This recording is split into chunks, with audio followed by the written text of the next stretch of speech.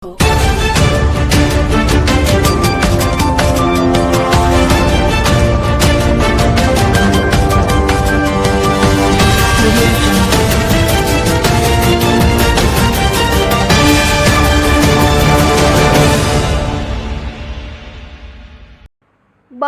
ગ્રામ્ય પંચાયતમાં પ્રોજેક્ટ હૃદય અંતર્ગત જળ સંરક્ષણને અગ્રતા આપતા ₹1.25 લાખ લીટરની ક્ષમતા ધરાવતા જળકુંડનું નિર્માણ।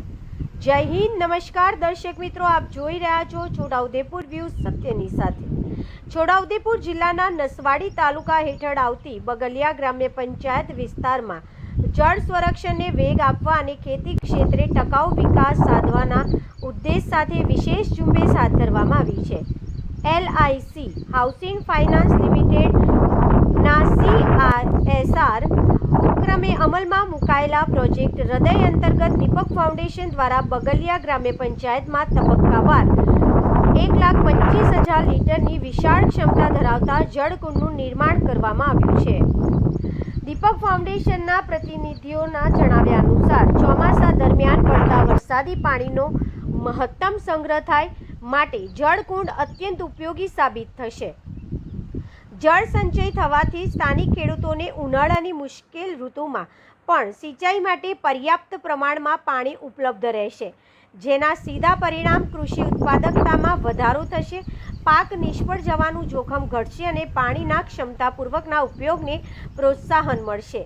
દીપક ફાઉન્ડેશનના પ્રોજેક્ટ હૃદય હેઠળ ગ્રામીણ વિસ્તારમાં કુદરતી સંસાધનોની જાળવણી, સુચારુ જળ વ્યવસ્થાપન, ટકાઉ ખેતી પદ્ધતિઓનો પ્રચાર પ્રસાર તથા ખેડૂતોની આર્થિક સ્થિતિ સુધારવાના વિવિધ આયોજનો હાથ ધરાયા છે।